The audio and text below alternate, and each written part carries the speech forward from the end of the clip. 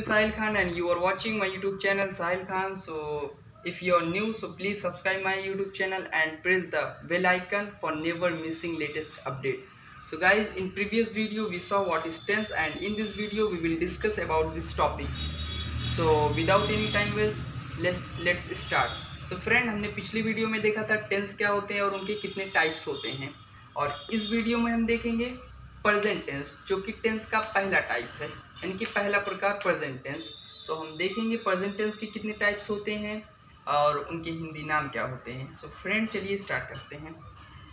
Present tense के सबसे पहला प्रेजेंट इंडेफिनिट टेंस आता है, दूसरा प्रेजेंट कॉन्टिन्यूअस टेंस आता है, तीसरा प्रेजेंट परफेक्ट टेंस आता है, चौथा प्रेजेंट परफेक्ट कॉन्टिन्यूअस टेंस आता है। प्रेजेंट इंडेफिनिट टेंस यानी कि वर्तमान अनिश्चित काल, प्रेजेंट कॉन्टिन्यूअस टेंस यानी कि वर्तमान अपूर्ण काल, प्रेजेंट परफेक्ट टेंस यानी कि वर्तमान पूर्ण काल, प्रेजेंट परफेक्ट कॉन्टिन्यूअस टेंस वर्तमान पूर्ण अपूर्ण काल। सो फ्रेंड, चलिए हम एक छोटा सा टॉपिक देख लेते हैं, सिंगुलर और प्लूरल। क्योंकि अगर जब हम ट्रांसलेशन करेंगे तो हम बिना इसके ट्रांसलेशन नहीं कर पाएंगे, हम बहुत ज़्यादा कंफ्यूज होंगे। तो गाइस चलिए शुरू करते हैं। सिंगुलर यानी कि एक वचन, हमने पढ़ा होगा बचपन में एक वचन और बहुवचन, तो वही है सिंगुलर और प्लूरल। सिंगुलर यानी कि एक वचन, प्लूरल यानी कि बहुवचन। सिंगुलर के अंदर ही, शी, इट, दिस और नेम आते हैं, यानी कि राम, श्याम, कमलेश, ये सब नाम है तो ये सिंगुलर के अंदर आएंगे। और ही यानी कि वह, शी वह, इट यह, दिस यह। प्लूरल यानी कि आई, वी, यू, दे, इटीसी। और जैसे राम और श्याम, ये दो नाम हो गए तो ये प्लूरल हो जाएंगे। तो इन चीज़ों को हमें सीखना बहुत ही ज़्यादा ज़रूरी है। अगर हम ये नहीं सीखेंगे तो हम ट्रांसलेशन अच्छे से नहीं कर पाएंगे, हम बहुत ज़्यादा कंफ्यूज होंगे। तो गाइज इसको लर्न कर लीजिए, फ्रेंड इसको लर्न कर लीजिए। So friend, present indefinite tense के हम रूल्स देख लेते हैं। हम ट्रांसलेशन जब करेंगे, अगर कोई सेंटेंस प्रेजेंट इंडेफिनिट टेंस में है तो उनमें कौन कौन से रूल्स लगेंगे, तो फ्रेंड चलिए देखते हैं। आइडेंटिटी यानी कि पहचान, प्रेजेंट इंडेफिनिट टेंस की पहचान होती है। अगर किसी सेंटेंस के लास्ट में, जैसे एक सेंटेंस लिखा है तुम रोते हो, सेंटेंस के लास्ट में ता है, ती है, तू है आदि शब्द आते हैं तो वो प्रेजेंट इंडेफिनिट टेंस में आएगा। यानी कि इसमें लिखा है रोते हो, तुम रोते हो, यानी कि इसमें लास्ट में ते हो आया है, यानी कि ये प्रेजेंट इंडेफिनिट टेंस होगा।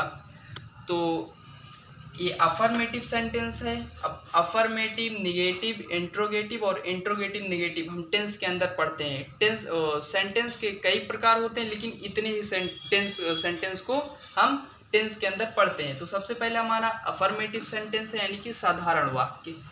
इसका एक एग्जाम्पल हम देख लेते हैं, तुम रोते हो या वह स्कूल जाता है, एक साधारण वाक्य, यानी कि गाइस इसमें एक सिंपल वाक्य दिया रहता है, न इसमें नहीं होता, न इसमें प्रश्न होता है, कुछ नहीं, एकदम सिंपल वाक्य होता है। तो अफर्मेटिव सेंटेंस के जो फॉर्मूला होते हैं ट्रांसलेशन के, तो गाइस ये हैं subject plus main verb plus yes S plus object. यानी कि अगर गाइस कोई सेंटेंस दिया है रमेश बाजार जाता है, अगर इसमें सब्जेक्ट यानी कि जो काम करता हो उसे सब्जेक्ट कहते हैं हम, यानी कि सब्जेक्ट का हिंदी मीनिंग होता है करता। रमेश यहाँ पर करता है।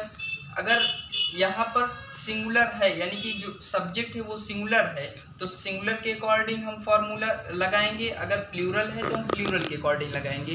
तो गाइज यहाँ पर सब्जेक्ट सिंगुलर है तो हम सिंगुलर का फॉर्मूला लगाएंगे। यहाँ पर रमेश बाजार जाता है, तो सबसे पहले यहाँ पर फॉर्मूले में लिखा है सब्जेक्ट, यानी कि सब्जेक्ट जो है हमारा रमेश है, तो सबसे पहले हम लिखेंगे रमेश। अब लिखा है मेन वर्ब यानी कि गाइस जो क्रिया हो रही हो, उसे हम मेन वर्ब कहते हैं। यहाँ पर किसकी क्रिया हो रही है, जाने की क्रिया हो रही है। जाने की मीनिंग क्या होता है, गो, तो रमेश गो। अब यहाँ पर क्या है गाइस, यस या यस, यानी कि अगर सिंगुलर रहेगा तो यस या यस का प्रयोग करेंगे हम, तो यहाँ पर यस लगेगा। रमेश गोस। अब गाइस क्या बचा, ऑब्जेक्ट, यानी कि अब हम बाजार लिख देंगे, बाजार ऑब्जेक्ट हो गया। गोस टू मार्केट, रमेश बाजार जाता है, रमेश गोस टू मार्केट। इसी तरीके से हम एक और एग्जांपल ले लेते हैं, रोहन खाना खाता है। यहाँ पर गाइज इस सेंटेंस में रोहन यानी कि सिंगुलर है, तो सबसे पहले हम लिखेंगे रोहन। अब इसमें मेन वर्ब क्या है? खाना, यानी कि खाना इसमें मेन वर्ब है, तो हम लिखेंगे रोहन ईट। सिंगुलर है यानी कि इसमें यस है, यस लगेगा, तो ईट के साथ यस लगा देंगे हम। रोहन ईट्स क्या खाता है? The food.